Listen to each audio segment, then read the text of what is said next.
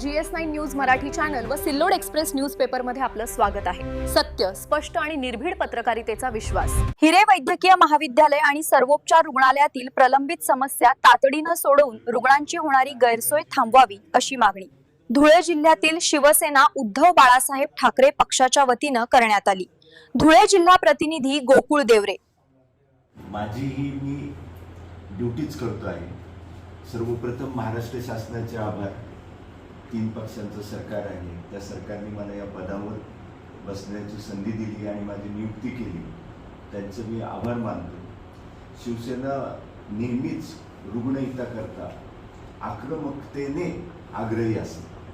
आम्ही हे जुन्या सिव्हिलमध्येही पाहिलेलं आहे आणि आता सुद्धा पाहतो। आणि वैद्यकीय अधीक्षक म्हणजे रुग्णालयाचा प्रमुख असतो, तर वैद्यकीय अधीक्षक म्हणून रुग्णालयाचा प्रमुख म्हणून मी 3.5 वर्ष श्री भाऊसाहेब हिरे शासकीय वैद्यकीय महाविद्यालयात कामकाज पाहिलेलं आहे। तर तेव्हा सुद्धा मला आपल्या अधिकारी पदाधिकाऱ्यांतर्फे कोणत्याही प्रकारचा त्रास झालेला नाही, उलट सहकार्य आणि मदतच मिळाली।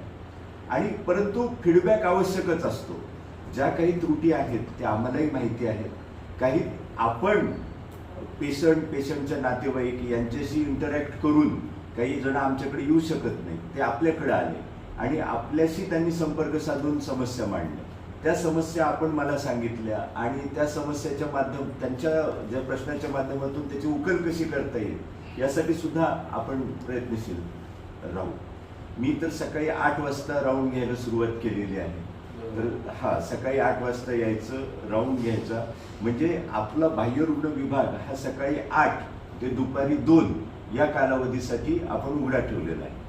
सलग 2 दिवस बाह्यरुग्ण विभाग कधीच बंद नसतो। जसं 15 ऑगस्ट होता, शनिवार होता, मग 15 ऑगस्टला आम्ही बाह्यरुग्ण विभाग बंद ठेवला, तर लगेच 16 ऑगस्टला रविवारी बाह्यरुग्ण विभाग सुरू होतो।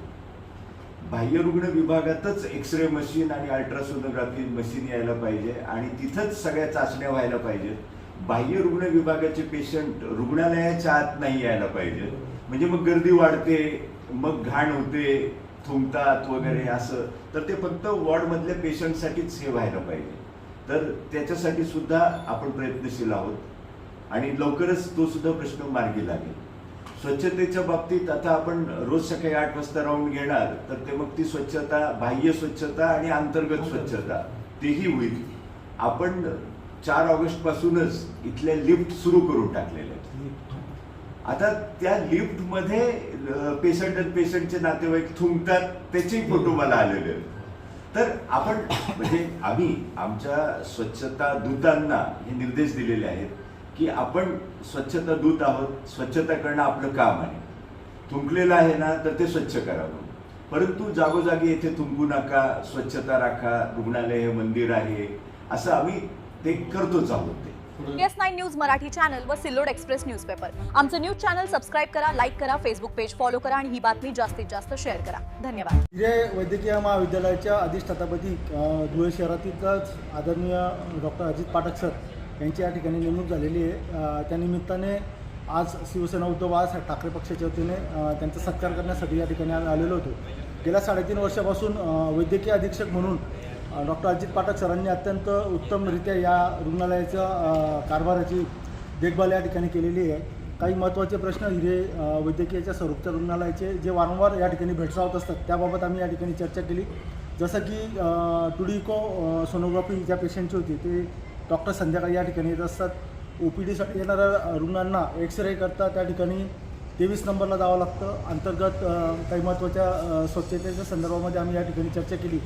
तसेच या ठिकाणी फिजिओथेरपी विभाग जो आहे त्या फिजिओथेरपी विभागामध्ये अनेक प्रकारचं साहित्य अद्याप देखील या ठिकाणी उपलब्ध नाही आहे आणि अनेक गोष्टींवरती या ठिकाणी शिवसेना उद्धव बाळासाहेब ठाकरे पक्षाच्या माध्यमातून या ठिकाणी चर्चा करण्यात आली।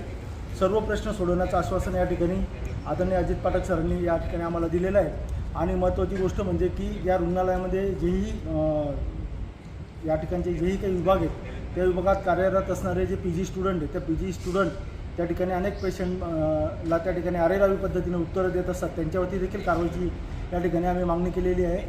एकंदरीत 8 ते 9 मागण्या या ठिकाणी आम्ही मांडल्या आणि पाठक सरांनी त्या मागण्या निश्चितच सोडवण्याचा येणाऱ्या काळामध्ये आम्ही प्रयत्न करू अशा प्रकारचं आश्वासन या ठिकाणी आम्हाला दिलेलं आहे।